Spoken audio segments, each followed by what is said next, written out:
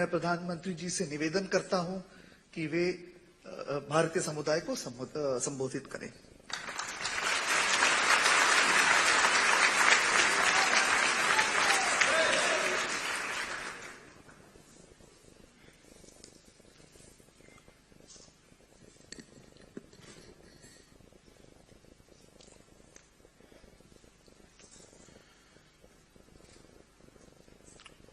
उपस्थित सभी देशवासियों, मैं अपनी बात शुरू करने से पहले आज वो एक दुखद समाचार मिले। जर्मनी के मूर्धन्य साहित्यकार और नोबेल प्राइज विजेता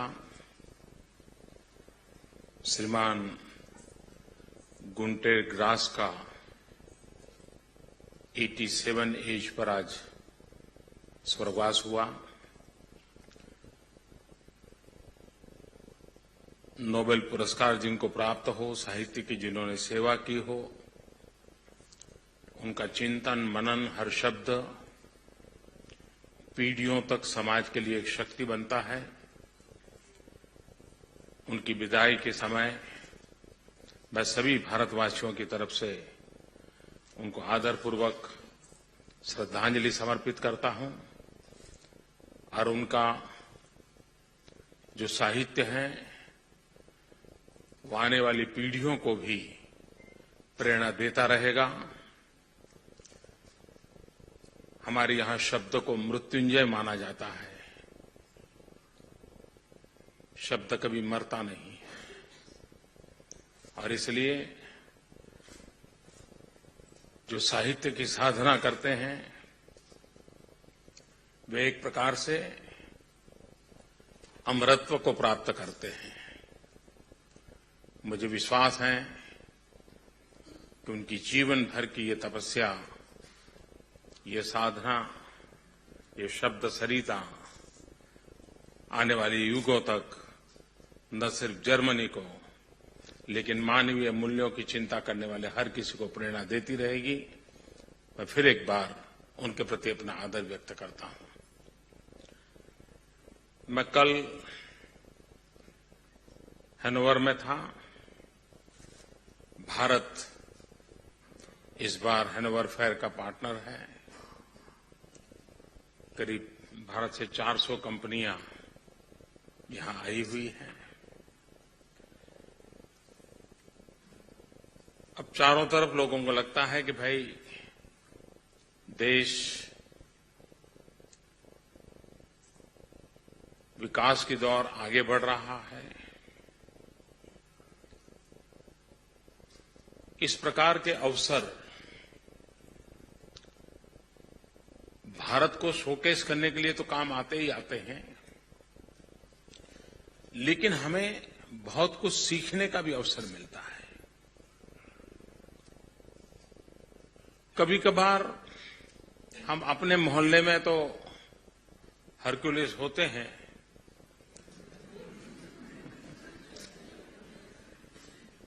लेकिन जरा बाहर निकले तो पता चलता है कि हम कहां खड़े हैं।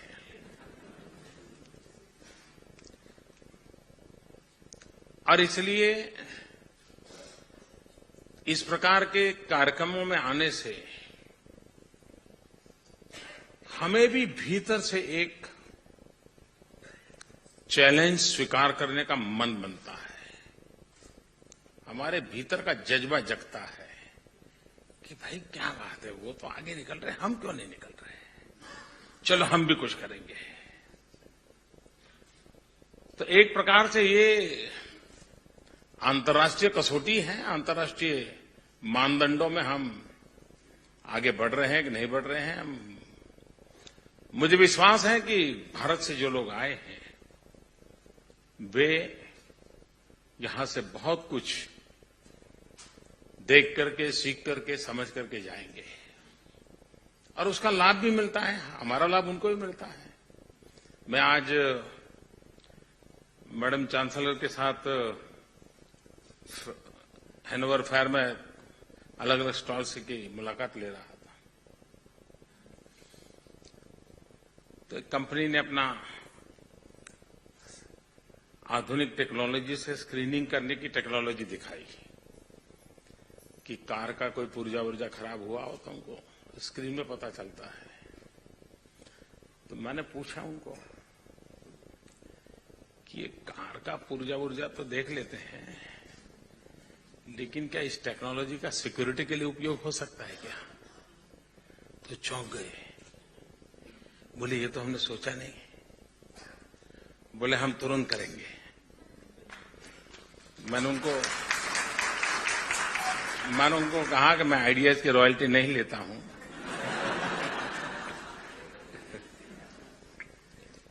कहने का तात्पर्य है कि जब देखते हैं तो पता चलता है कि एक ही चीज अलग दृष्टिकोण से कितनी काम में आती है। वही टेक्नोलॉजी, वही काम, वह अलग रूप में किस प्रकार से काम आता। और मैं मानता हूं इस विषय में भारत के लोगों की बड़ी एक्सपर्टाइज है। वो बड़ी आसानी से इन चीजों को, अब आप देखिए हमारे यहाँ माताएं बहनें खाना पकाने में कितना बढ़िया प्रयोग करती हैं। अब वो घर में भले उसका भारतीयकरण कर दिया होगा, लेकिन चाइनीज डिश भी बनाती होगी और पिज्जा भी बनाती होगी और मैक्सिकन डिश भी बनाती होगी। तो हमारे लोगों की एक विशेषता है चीजों को अपने ढंग से ढालने की। लेकिन ऐसे अवसर पर जाते हैं तो एक प्रकार से हमारी कसौटी होती है, हमें आगे बढ़ने के लिए प्रेरणा मिलती है। सामने वालों को भी ध्यान में आता है कि भाई हम सोचते थे वैसा भारत नहीं है, भारत में तो बहुत कुछ है, ये काम भारत में हो रहा है। तो उनको भी लगता है चलो भाई हम भी अपना उस क्षेत्र में जाएं, हम भी अपना विस्तार करें, विकास करें। एक प्रकार से ये विन विन सिचुएशन वाला मामला होता है। और मुझे विश्वास है कि आने वाले दिनों में भारत की जो विकास यात्रा है, उस विकास यात्रा में मैन्युफैक्चरिंग हब भारत बने, ये समय की बहुत बड़ी मांग है। और अगर हम ये समय खो दिया तो भारत का बहुत लंबे अरसे तक नुकसान होगा। जब दुनिया में औद्योगिक क्रांति हुई थी, उस समय भारत गुलाम था। हमारे पास टैलेंट थे, हमारे पास हर प्रकार की क्षमता थी। ढाका का मलमल कितना अंगूठी से पूरा निकलता था, चर्चा हम पढ़ते हैं, सुनी है, सामर्थ्य था। लेकिन जब इंडस्ट्रियल रिवॉल्यूशन हुआ, हम गुलाम थे, और गुलाम होने के कारण हम उस परिस्थिति का लाभ नहीं ले पाए। ऊपर से हमारी जो टैलेंट थी, हमारे पास जो सामर्थ्य था, या तो उसको दबोच दिया गया या तो उसे चोरी करके ले जाया गया और हम वहीं के वहीं रह गए। सेकंड रिवॉल्यूशन आया कम्युनिकेशन का, आईटी रिवॉल्यूशन आया। आईटी रिवॉल्यूशन में हम आजाद भारत के होने के कारण हमारे 20, 22, 24 साल के नौजवान कंप्यूटर पर उंगलियां घुमाते घुमाते दुनिया को हिंदुस्तान की पहचान करा दी, विश्व को भारत का लोहा मानना था।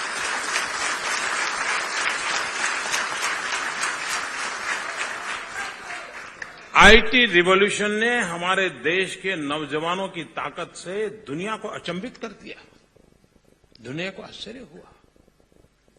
जब अमेरिका के प्रेसिडेंट क्लिंटन हिंदुस्तान आए थे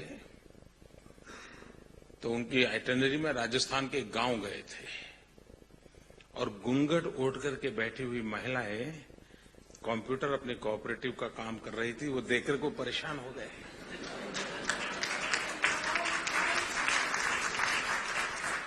उनको आश्चर्य हुआ। और तब जाकर के वहीं का चुना हुआ एक पंच ने उनको पूछा।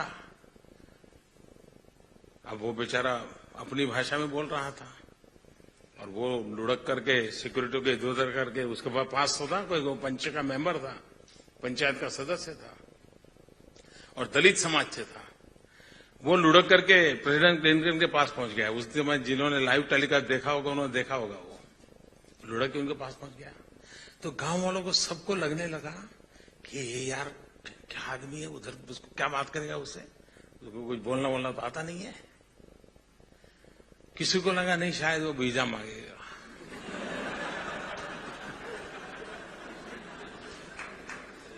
किसी को लगा नहीं यार अपने बेटे के लिए नौकरी मांगेगा। और ताज्जुब की बात है, वो अनपढ़ इंसान, दलित परिवार का बेटा जो कि इस गांव की पंचायत का सदस्य था, वो क्लिंटन से हाइट में भी बहुत छोटा था, यूं देखता था उसे और आंख में आंख मिलाकर के उसने पूछा था कि क्या आप आज भी हिंदुस्तान को पिछड़ा मानते हैं क्या? ये पूछा था उसने। और क्लिंटन ने जवाब दिया था कि नहीं, मैं दुनिया में जहां जाऊंगा मैं हिंदुस्तान की शक्ति के विषय में। और आपको देखिए, उन्होंने फिर हर बार जहां गए इस बात का उल्लेख किया और लोगों को कहा कि भारत के विषय में आप सोचते हैं, उसमें आपकी सोच बदलिए। वो बोल रहे थे। कहने का तात्पर्य है कि हमारे नौजवानों ने ये जो सेकंड रिवॉल्यूशन आया, आईटी रिवॉल्यूशन, इसमें बहुत कुछ किया, दुनिया में अपनी ताकत का परिचय दिया। लेकिन होता कहां है? सिलिकॉन वैली में जाइए, 60-70% सीईओ आईटी सेक्टर में भारतीय मूल के हैं। लेकिन गूगल का जन्म भारत की गोद में नहीं होता है, किसी और की गोद में होता है।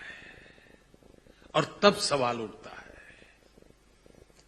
कि गूगल मेरे यहां क्यों पैदा नहीं हुआ? साइंटिस्ट वही थे, सॉफ्टवेयर इंजीनियर वही है। भारत में वो सबसे बड़ी चुनौती है कि हम उस माहौल को तैयार करें जिस माहौल में हमारे पास जो ये टैलेंट है, हमारे जो ब्रेन है, जो दुनिया में जाकर के तो अपना कर्तव्य दिखाते हैं, वो हिंदुस्तान की धरती में भी अपना कर्तव्य दिखाएं।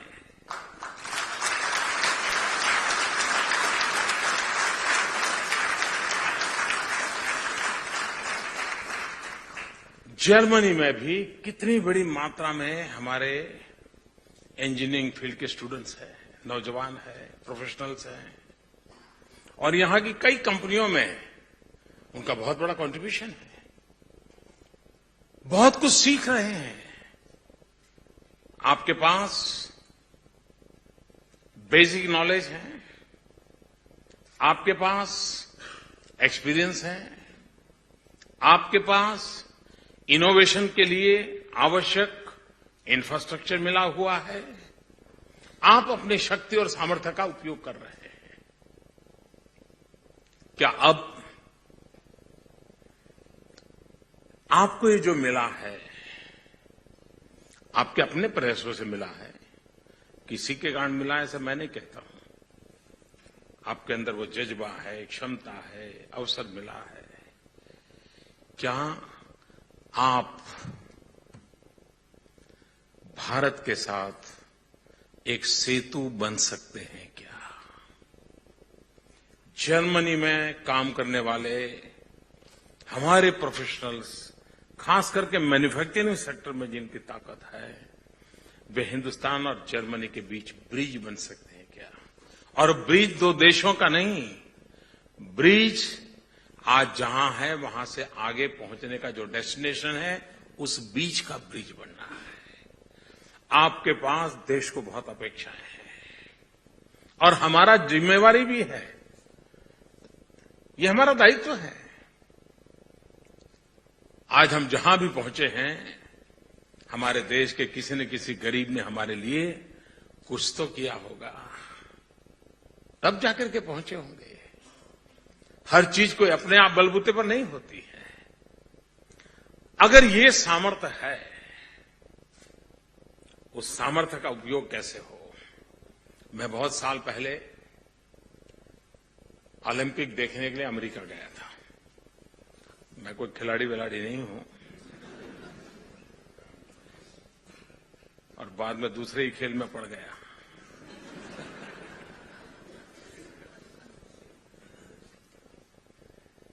लेकिन मुझे इतने बड़े इवेंट का मैनेजमेंट क्या होता है वो जरा देखने का मेरा इच्छा थी। कैसे करते हैं, कैसे ऑर्गेनाइज कैसे करते हैं, सीखना चाहता था मैं। बहुत साल पहले की बात है। तो अटलांटा की कुछ यूनिवर्सिटीज के स्टूडेंट के साथ मेरा मिलना हुआ। उसमें भारतीय स्टूडेंट्स के साथ भी तो काफी देर बातें हुई, लेकिन बाद में एक आध कार्यक्रम ऐसा हुआ जिसमें अमेरिका से बाहर से आए हुए कई समाजों के स्टूडेंट्स थे। तो मैंने ऐसे ही पूछा, आगे क्या सोच रहे हो। और मैं हैरान था कि चाइनीज स्टूडेंट बहुत क्लियर थे अपने दिमाग में, बहुत क्लियर थे। मैं उनको पूछा, आपका क्या कैसा आगे का क्या सोच रहे हैं आप पढ़ाई वगैरह के बाद। उन्होंने स्पष्ट कहा कि 10 साल यहां पर किसी न किसी बड़ी कंपनी में काम करेंगे और फिर बिस्तरा बोरिया गोल करके देश चले जाएंगे। मैं कहा क्यों। बोले यूनिवर्सिटी में पढ़ रहे हैं, इतना इनफ नहीं है। किसी कंपनी में जब काम करेंगे तो सब चीजें सीखेंगे, और जो भी सीखेंगे वो सब लेकर के जाएंगे वापस, और फिर चाइना और हम मिलकर के आगे बढ़ेंगे। अब देखिए, यानी विद्यार्थी अवस्था में भी ये मेरी चर्चा अटलांटा यूनिवर्सिटी के चाइनीज स्टूडेंट के साथ कभी हुई थी। कहने का तात्पर्य ये है कि हर देश में ये मिजाज होता है, ये मिजाज है जिनको आगे ले जाता है। आप लोग खास करके जिनको जर्मनी में ये अवसर मिला है, और ज्यादातर जर्मनी की पहचान मैन्युफैक्चरिंग सेक्टर के साथ जुड़ी हुई है। भारत का भविष्य, भारत की पहचान बनाने में आईटी रिवॉल्यूशन ने बहुत बड़ा रोल किया है। भारत को एक पिछड़ा अबूझ देश मानने वालों को आईटी रिवॉल्यूशन के बाद अपनी सोच बदलनी पड़ी है। लेकिन भारत की सफलता का आधार, भारत को हमें मैन्युफैक्चरिंग हब बना करके ही हम सेकंड पायरी पर पहुंच सकते हैं। और देश के विकास के लिए मेरे दिमाग में बहुत साफ है कि हमें बैलेंस ग्रोथ करना पड़ेगा। भारत एक ऐसा देश है कि, और इतना बड़ा विशाल देश है कि यहां की कोई चीज वहां स्केल अप वो हिसाब बैठता ही नहीं। जब मैं यहां किसी को कहता हूं कि मुझे 2022 के तक 50 मिलियन अफोर्डेबल हाउसेज बनाने हैं, तो उनके दिमाग में बैठता ही नहीं। उनको लगता है एक पूरा नया देश बनाना पड़ेगा। 50 मिलियन हाउसेज एक नया देश बनाना पड़ेगा, तो स्केल उनके दिमाग में बैठता ही नहीं है। लेकिन हमें मालूम है हमारी इतनी बड़ी आवश्यकता है, और उस अर्थ में हम सोचें तो भारत को विकास के लिए 3 प्रमुख बातों को बैलेंस करके ही चलना पड़ेगा। हम एक तरफ लुढ़क नहीं सकते। 1/3 agriculture sector, 1/3 manufacturing sector, 1/3 service sector, तीनों को बैलेंस करके आगे बढ़ना है। एग्रीकल्चर सेक्टर में भी सिर्फ खेत में कुछ उत्पादन करके अटक नहीं सकते। हमें एग्रीकल्चर सेक्टर को आगे बढ़ाना है, तो हमारे लिए आवश्यक है कि हम एग्रो प्रोसेसिंग को बल दें। एग्रीकल्चर में हम टेक्नोलॉजी कैसे लाएं। आज मैं हैनोवर फेयर में एक उन्होंने कंप्यूटर चिप का डेवलपमेंट मैंने देखा। वो चावल को, अच्छे चावल बुरे चावल को अलग करने का काम करता है। अब आने वाले दिनों में यही होने वाला है। अब ये हमें भी हमारे देश के एग्रीकल्चर को इन बातों पर, एक प्रति हेक्टर हमारी प्रोडक्टिविटी कैसे बढ़े। प्रति हेक्टर प्रोडक्टिविटी बढ़ानी है तो कौन सी टेक्नोलॉजी, कौन से प्रयोग काम में आएंगे, परंपरागत चीजें कैसे काम आएगी। लेकिन हमारे किसान को अफोर्डेबल हो हमारा एग्रीकल्चर सेक्टर, वो तब होगा जब वैल्यू एडिशन होगा। और हम अच्छी तरह जानते हैं कि कोई किसान बेचारा आम बेचता है तो इनकम कम होती है, लेकिन आम में से अगर अचार बना देता है तो अचार के पैसे ज्यादा मिलते हैं। अचार भी अगर बढ़िया सा बोतल में पैक करे तो और ज्यादा पैसे मिलते हैं। और अचार पैक किया हुआ अचार भी कोई नटी लेकर के खड़ी हो जाए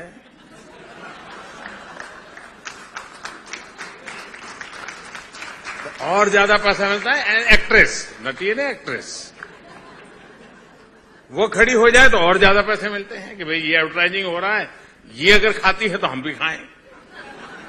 वो खाती है कि नहीं खाती पता नहीं। लेकिन कहने का तात्पर्य यह है कि हमारे एग्रो प्रोडक्ट का वैल्यू एडिशन जितना ज्यादा हम कर सकते हैं, अब उसमें टेक्नोलॉजी लगती है, उसमें नई नई खोज की आवश्यकता होती है, ग्लोबल रिक्वायरमेंट के अनुसार हमको उसको करना पड़ेगा। और आज दुनिया में रेडी टू ईट पैकेजिंग का मामला चल रहा है सब दूर। दुनिया के किसी देश में कहां सब्जी पैदा हुई है, कहां कटिंग हुआ होगा, कहीं पकी होगी, कहां पैक हुई होगी, और पता नहीं दुनिया के किस देश में जाकर के वो खाई जाती होगी। दुनिया काफी बदल चुकी है। हमने हमारे एग्रीकल्चर सेक्टर को विश्व की ये जो चीजें हैं इसके साथ जोड़ना है। चाय में हमने वो सफलता पाई। हम जानते हैं कि चाय में हमें जो सफलता मिली उसके दो मूलभूत बातें रही है कि चाय ने व्यक्ति के जीवन में एक नई पहचान बनाई, सोशल रिलेशन का वो आधार बन गई, सामाजिक संबंधों के लिए वो एक बहुत बड़ा लिक्विडिटी वाला फोर्स बन गया एक प्रकार से। और दूसरा उसकी सरलता, उसका पैकेजिंग, और कभी किसी ने उससे क्या नुकसान होता है इसकी ज्यादा चर्चा नहीं की, एक्सेप्ट हो गया दुनिया में। चाय के बागानों में खेती करने वाले लोग बड़ी बड़ी कंपनियां बन गई, लेकिन जो बेचारे मजदूर थे वो वहीं रह गए, क्योंकि अंग्रेजों के जमाने में उसके सारे रूल्स एंड रेगुलेशंस बने थे, उसमें बदलाव आ रहा है। मेरा कहने का तात्पर्य है कि हमारे पास इतनी सारी चीजें हैं, हम हमारे एग्रीकल्चर सेक्टर में प्रोडक्टिविटी बढ़ाने से लेकर के वैल्यू एडिशन के लिए साथ साथ फॉरवर्ड लिंकेज, ग्लोबल मार्केट कैसे मिले। भारत में एक छोटा सा राज्य है सिक्किम, 6-7 लाख पॉपुलेशन है, लेकिन 10 लाख टूरिस्ट आते हैं वहां। बहुत कम लोगों को पता है कि हिंदुस्तान के किस कोने में क्या ताकत पड़ी है। हिमालय की गोद में है, उस तरफ चीन है। उन्होंने एक इनिशिएटिव लिया, छोटा सा राज्य है ऑर्गेनिक फार्मिंग का, और उसने ग्लोबल सारे स्टैंडर्ड पार कर दिए हैं, और आज सिक्किम हिंदुस्तान का पहला ऑर्गेनिक फार्मिंग का स्टेट बन चुका है। अब उनके लिए उनके जो प्रोडक्ट है उसका ग्लोबल मार्केट के लिए दरवाजे खुल गए हैं। हम कोशिश करना चाहते हैं कि उनको ग्लोबल मार्केट मिले, उनका रुपया डॉलर लेके आना चाहिए, ये ताकत होनी चाहिए। ऑर्गेनिक फार्मिंग में से यही है, जिसमें रुपया में हिंदुस्तान में जो माल जाता है वो दुनिया के बाजार में डॉलर में जाना चाहिए, और उस दिशा में काम करने का हमारी कोशिश है। सिक्किम ही नहीं, पूरे देश में, पूरा नॉर्थ ईस्ट, नागालैंड, मिजोरम, मेघालय, सारे प्रदेश ऐसे हैं कि जहां पर परंपरागत रूप से केमिकल फर्टिलाइजर की आदत बहुत कम है। हम उसको ऑर्गेनिक स्टेट के रूप में, ऑर्गेनिक रीजन के रूप में डेवलप करना चाहते हैं। तो चीजों को उस प्रकार से हम बल देना चाहते हैं जिसके कारण उस क्षेत्र में बढ़ा चले। दूसरा है सर्विस सेक्टर। भारत के पास दुनिया को देने के लिए क्या नहीं है जी। टूरिज्म, हॉस्पिटैलिटी, अतिथि देवो भव, ये हमारे ब्लड में है। लेकिन विश्व में हम टूरिज्म, जो कि दुनिया में सबसे तेज गति से किसी एक व्यवसाय का विकास हो रहा है, तो वो टूरिज्म है। $3 ट्रिलियन का वो बिजनेस है, बहुत बड़ा, लेकिन उसका शेयर हिंदुस्तान को कम से कम मिलता है। हमारे भारतीय लोग जो विश्व में रहते हैं,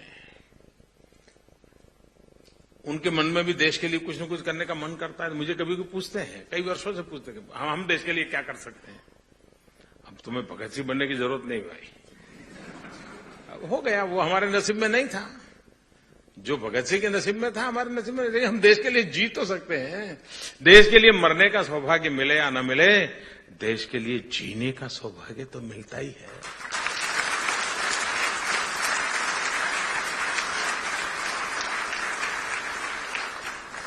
और इसलिए हमने कहा कि भाई कम से कम भारतीय परिवार जो विदेशों में रहते हैं, जहां आप काम करते हैं वहां विदेशी लोगों के बीच में हैं, दुकान चलाते होंगे तो आपके विदेशी ग्राहक होते होंगे, पढ़ते होंगे तो विदेशी टीचर होंगे। क्या साल में 5 बिन भारतीय नॉन इंडियंस ऐसे फैमिली को हिंदुस्तान देखने के लिए आप प्रेरित नहीं कर सकते क्या? यहां छोटा सा काम है, उनको समझाओ भाई हमारा देश देखने जैसा है, चलो निकल पड़ो। हमारे जर्मनी में मान लीजिए 1 लाख लोग रहते हैं, मान लीजिए 50,000 परिवार रहते हैं। अगर हर वर्ष 5 परिवार को वो धक्का लगा दे, हिंदुस्तान के टूरिज्म का कितना आगे बढ़ेगा। फिर मुझे इनक्रेडिबल इंडिया का एडवर्टाइजिंग का खर्चा करना पड़ेगा क्या?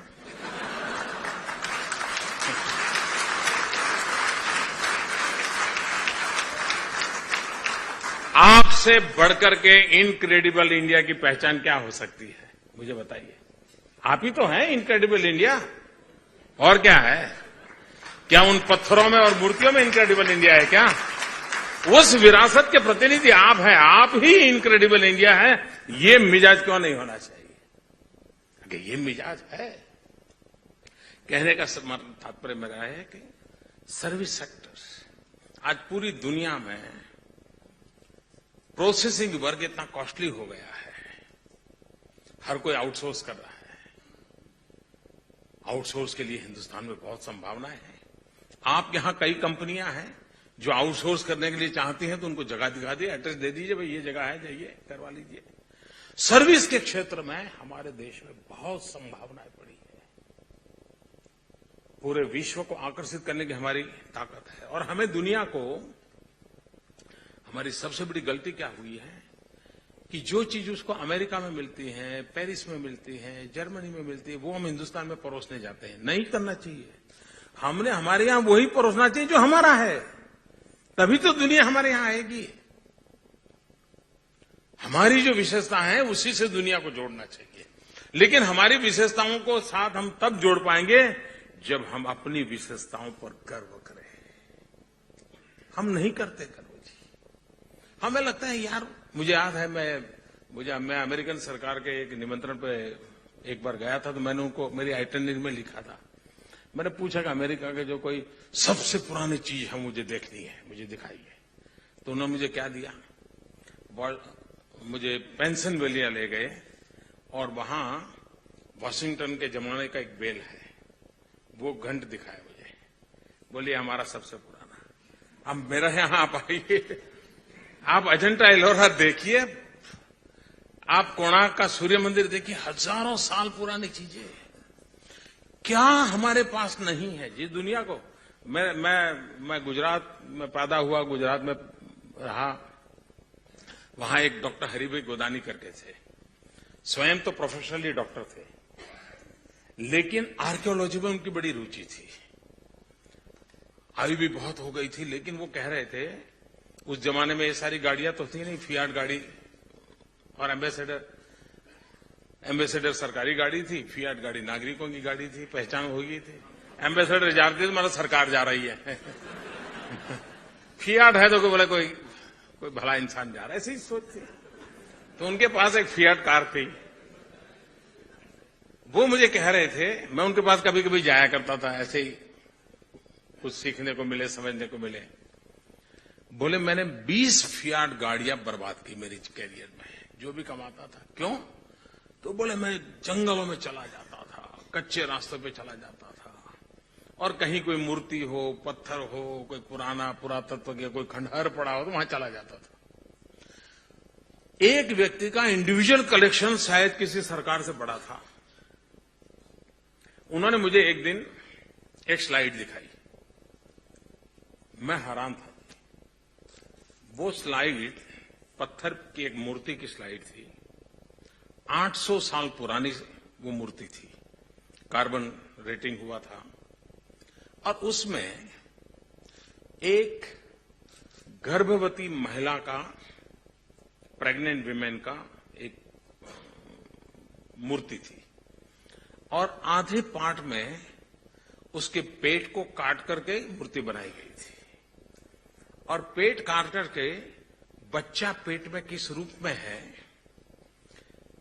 चमड़ी के कितने लेयर्स हैं, वो सारा पत्थर पे अंकित था। 800 साल पहले पत्थर तराशने वाले को पता था कि गर्भ के अंदर बच्चा कैसे पोजीशन में होता है, चमड़ी के लेयर कितने होते हैं। आप कल्पना कर सकते हो कि ज्ञान और विज्ञान के क्षेत्र में हमारे पूर्वजों ने क्या कुछ नहीं किया होगा। लेकिन इस बात को पहुंचाने के लिए हम एक ऐसे गुलामी के कालखंड में ऐसे जीवित रहे जैसे हमारा सब बेकार है, हमारा सब बेकार है। जब तक हम ये मानसिकता नहीं बदलेंगे, हम हमारे टूरिज्म को बढ़ावा नहीं दे सकते। हमारे पास है, उसके प्रति हमारा गर्व होना चाहिए, अभिमान होना चाहिए। एक बार ये होगा तो फिर चीजें चलेगी।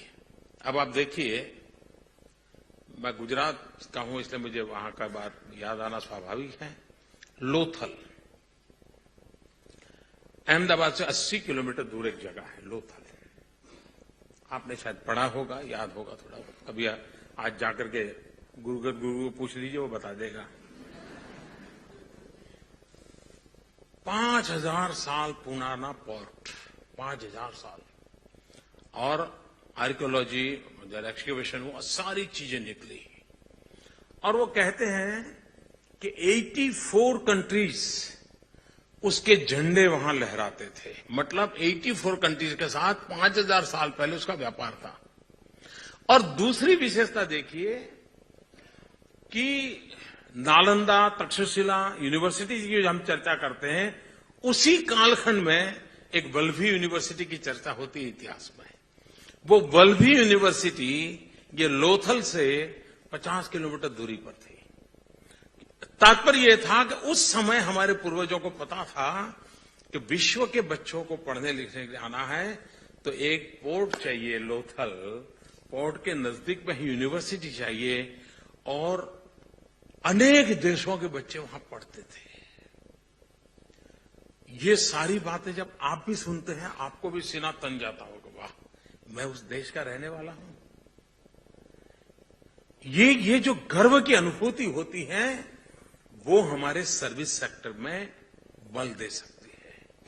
और ये काम हिंदुस्तान का नागरिक जितना करेगा, उससे ज्यादा हिंदुस्तान से बाहर गया हुआ करेगा। लेकिन बाहर जाने के बाद, छोड़ो यार, ये तो देश ही है, हम ही अपनी मजाक उड़ाएंगे, तो फिर अपने देश का गर्व कभी बढ़ता नहीं है जी। ये भाव अगर हमारे में पैदा हो, मुझे विश्वास है। और तीसरा जिस पर मैं बल देना चाहता हूं, वो है manufacturing sector. Bharat manufacturing hub बनने के लिए उसके पास सब कुछ है। दुनिया में सबसे युवान देश है भारत, विश्व का सबसे नौजवान देश। 35 से नीचे भारत के 65% पॉपुलेशन है, और सारी दुनिया बुढ़ापे की ओर आगे बढ़ रही है। एजिंग बहुत तेजी से बढ़ रही है, और भारत जवान होता चला जा रहा है। आने वाले दिनों में एवरेज और बढ़ने वाली है, 25 से नीचे की संख्या बढ़ने वाली है। अब कभी हमें ये संकट लगता था, आज वो सामर्थ्य बन गया है।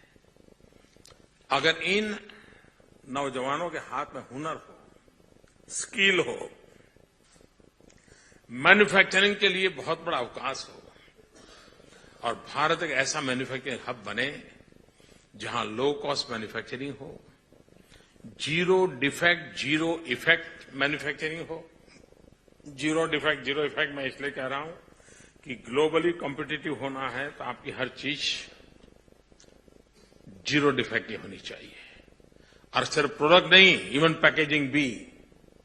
Not only that, even weight. अगर आपने लिखा है कि 220 ग्राम है तो इट मस्ट बी 220 ग्राम। आखिरकार क्रेडिबिलिटी है जो दुनिया में ताकत देती है, और इसलिए जीरो डिफेक्ट के साथ हम मैन्युफैक्चरिंग के सेक्टर में ग्लोबली कॉम्पिटिटिव अपने आप को कैसे बनाएं, और जीरो इफेक्ट, एनवायरमेंट पर इसका कोई इफेक्ट न हो, उस प्रकार के प्रोसेस को हमने स्वीकार करना होगा। क्योंकि ग्लोबल वार्मिंग, क्लाइमेट चेंज, ये जो सारी दुनिया चिंता कर रही है, उन समस्याओं से निकलने का रास्ता हिंदुस्तान ही दिखा सकता है। हिंदुस्तान ही दिखा सकता है।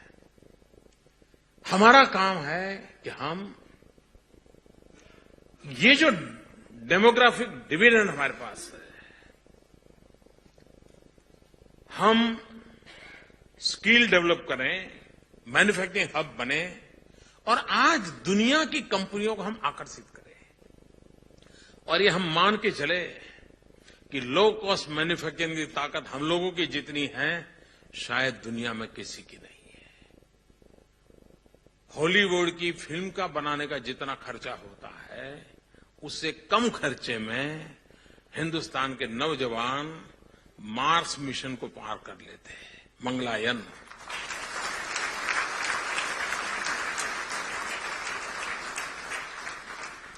अब मुंबई हो, पुणे हो, अहमदाबाद हो, दिल्ली हो, लखनऊ हो, 1 किलोमीटर का ऑटो रिक्शा में जाना है तो खर्चा 10 रुपये लगता है। हमें मार्स पर मंगलायन में 1 किलोमीटर का 7 रुपये खर्चा लगा। कहने का तात्पर्य ये है कि ये ताकत हमारे देश की टैलेंट में है। हम दुनिया को समझा सकते हैं कि लो कॉस्ट मैन्युफैक्चरिंग के लिए India is the best destination, और इसलिए हम फॉरेन डायरेक्ट इन्वेस्टमेंट चाहते हैं, मैन्युफैक्चरिंग के सेक्टर में चाहते हैं, डिफेंस मैन्युफैक्चर, यहां इतने नौजवान हैं, कई कंपनियों में काम कर रहे हैं, आपके पास सब कुछ है। आज भी भारत को रोने के लिए विदेशों पर डिपेंड रहना पड़ता है। जब आंदोलन होते हैं ना, एजिटेशन, तो टीयर गैस सेल छोड़ा जाता है। वो टीयर गैस सेल बाहर से आता है।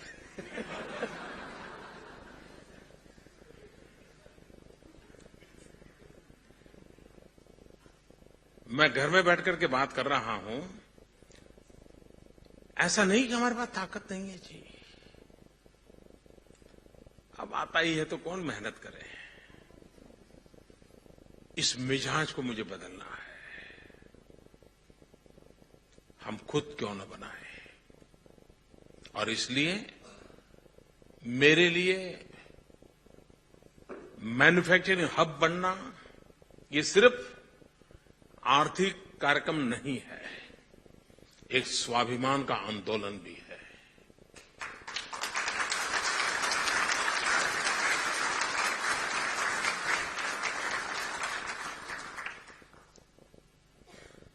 आप मुझे बताइए, आप अपने पड़ोसी से यहां से बार बार कोई चीज लानी पड़े तो आप महसूस कैसा फील करते हो? अपने आप पुराने जमाने में गांव में रहते हैं तो कभी मेहमान आ गए और चीनी लानी है तो पड़ोसी के घर से एक कटोरी में चीनी ले आते हैं। लेकिन कैसे लाते हैं? ऐसे साड़ी के नीचे रख करके ले आएंगे। कोई देख क्यों? स्वाभिमान मन में रहता है। ठीक है, आज भाई चीनी नहीं है और मेहमान अचानक आ गए, चीनी लानी पड़ी। पड़ोस वाला भी किसी को कहता नहीं था, देखो उसके यहाँ मेहमान आते चीनी मेरी ले जाते, ऐसा कोई नहीं करता है। कोई नहीं करता, लेकिन स्वाभिमान की चिंता रहती है, वो ऐसे करके साड़ी में लपेट करके ले आएंगे। भारत भी बाहर से लाते समय हमारे एक स्वाभिमान का इश्यू होना चाहिए। अब मेरा देश दुनिया को देने वाला देश बनेगा, लेने वाला नहीं रहेगा, ये दिमाग।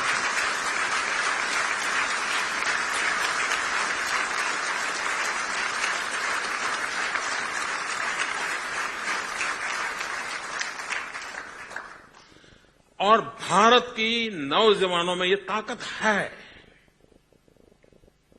हमें उन्हें अवसर देना है।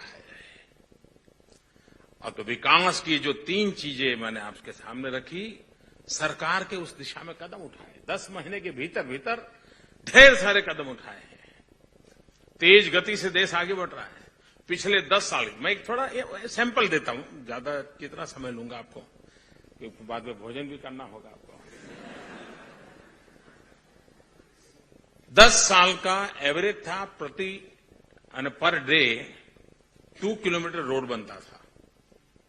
10 महीने का एवरेज है, पर डे 11 किलोमीटर रोड बनता है।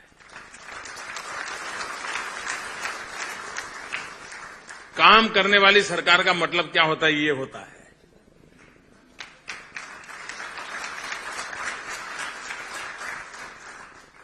हर चीज में। अब रेलवे, आप कल्पना कर सकते हैं रेलवे के विकास की कितनी बड़ी संभावना है। अब लोगों को लगता होगा कि मोदी जर्मनी गए तो क्या करते होंगे। मुझे मालूम नहीं है दुनिया के लोग मेरे से क्या अपेक्षा करते हैं। हिंदुस्तान में हमारे मीडिया वालों की अपेक्षा अलग रहती है।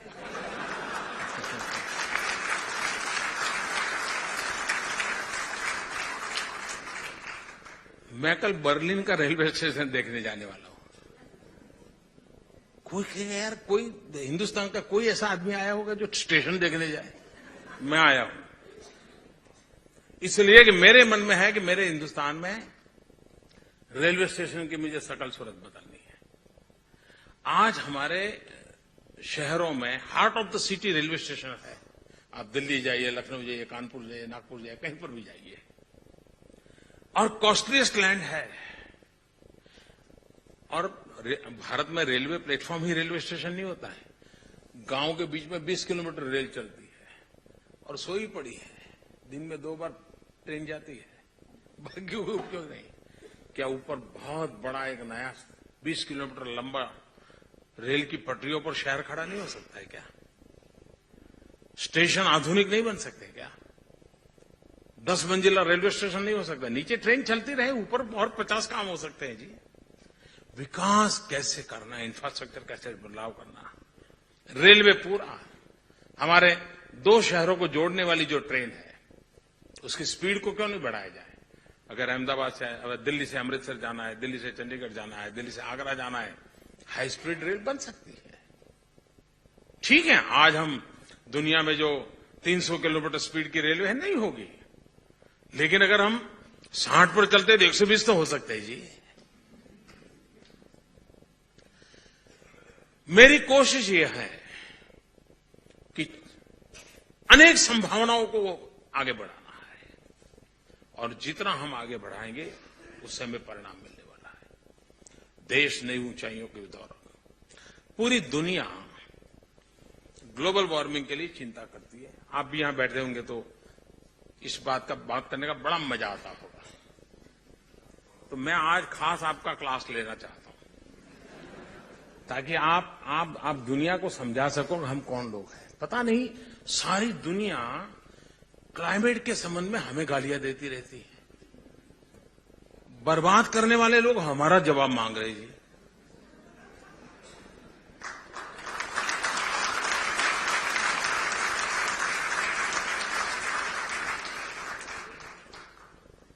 अगर प्रकृति की सबसे ज्यादा सेवा किसी ने की है तो भारतीय समाज ने की है। हम वो लोग हैं जो नदी को भी मां कहते हैं, पौधे को परमात्मा कहते हैं, छोड़ में रण छोड़ ये हम कहते हैं। और हमें ही दुनिया समझा रही कि ये करो वो न करो। भारत ने अपनी भूमिका स्पष्ट करनी चाहिए दुनिया के सामने। आज विश्व जिस संकट से गुजर रहा है, उस समस्या का समाधान हमारे सांस्कृतिक मूल्यों में है, हमारे जीवन के आदर्शों में जुड़ा हुआ है। ये विश्वास के साथ जाना चाहिए और ये मेरी भारतीय समाज से सर्वाधिक अपेक्षा है।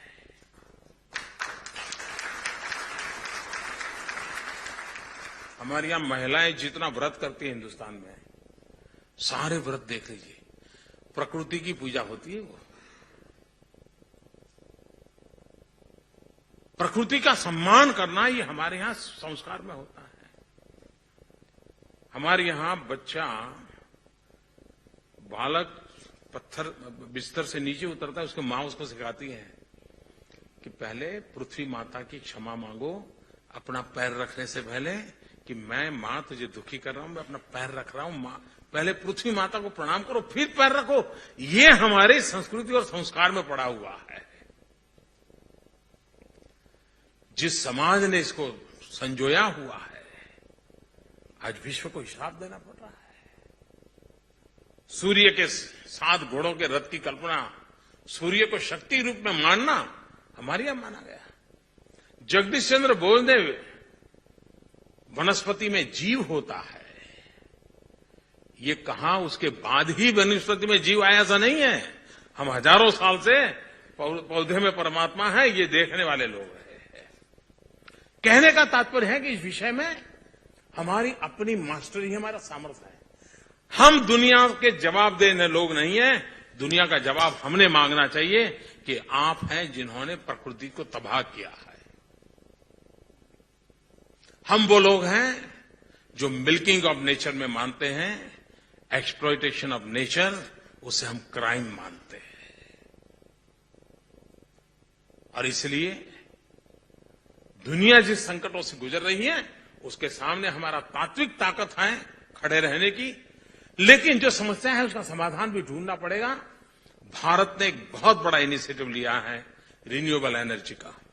जर्मनी इसमें आज एक मॉडल है, खास करके सोलर एनर्जी में।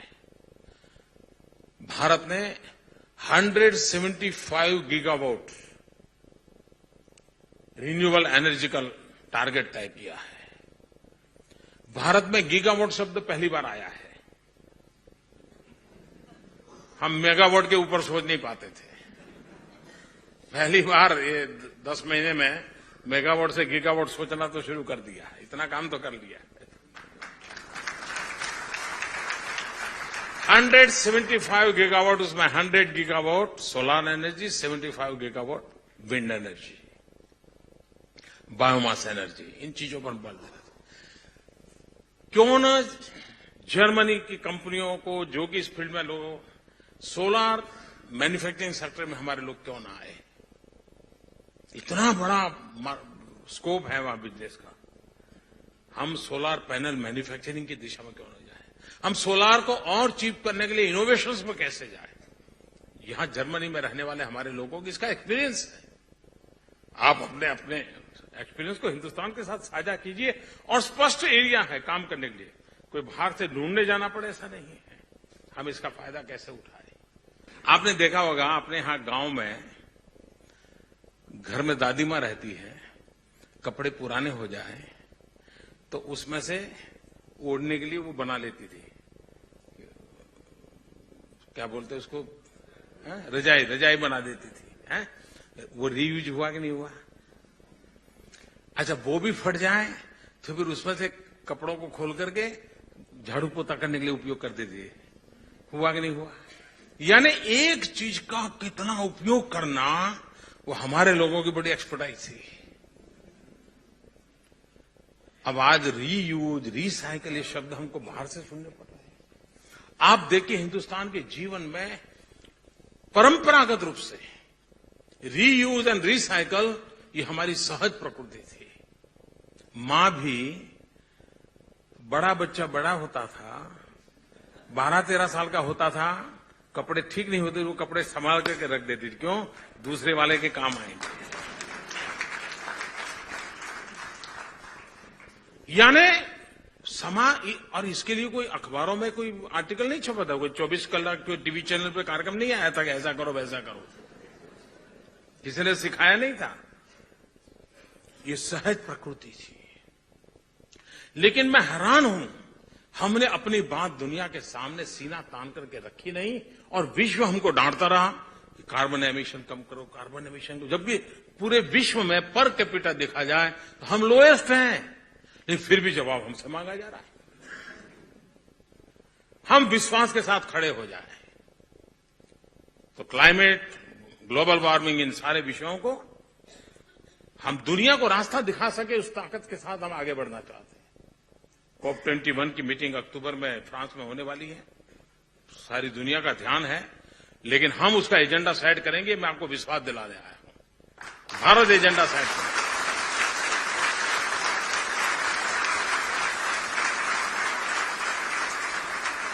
और हमारे मूल्यों के अधिष्ठान पर करेंगे। हमने दुनिया को दिया है, हम दुनिया से लेने वाले लोग नहीं हैं। हम तेन तख्ते न भूंजी था, इन आदर्शों से पैदा हुए हैं।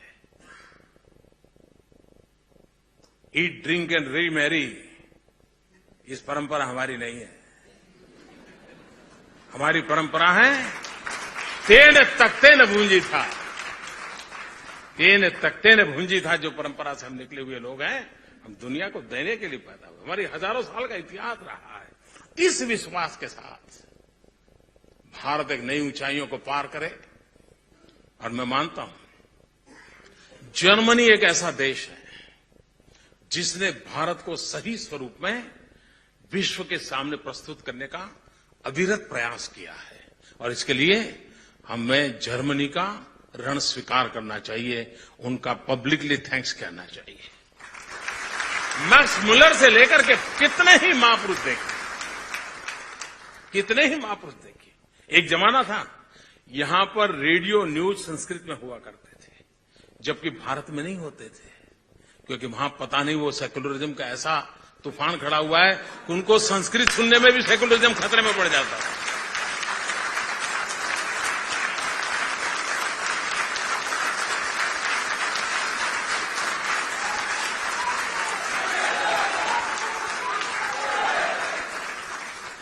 भारत का सेकुलरिज्म इतना कच्चा नहीं है कि कोई भाषा के कारण वो हिल जाए।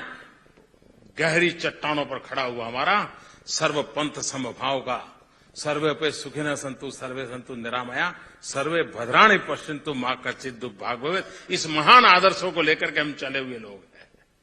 वो इसे हिलने वाले लोग नहीं है। हमारा आत्मविश्वास हिला हुआ नहीं होना चाहिए, उसमें हमें दम होना चाहिए। मैं इसी विश्वास के आधार पर कहता हूं 125 करोड़ का देश, 1/6 पॉपुलेशन ऑफ द वर्ल्ड, हम अच्छा करेंगे, दुनिया का अपने आप अच्छा हो जाएगा।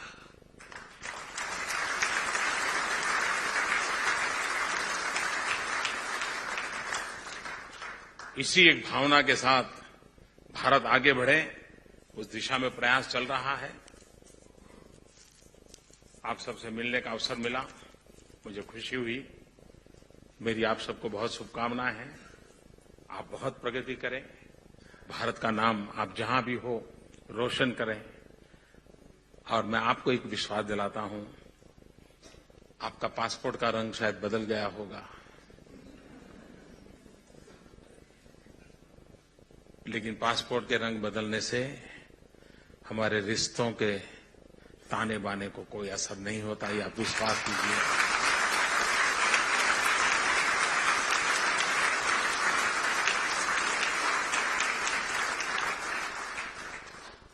ये देश हिंदुस्तान हमेशा हमेशा आपका है,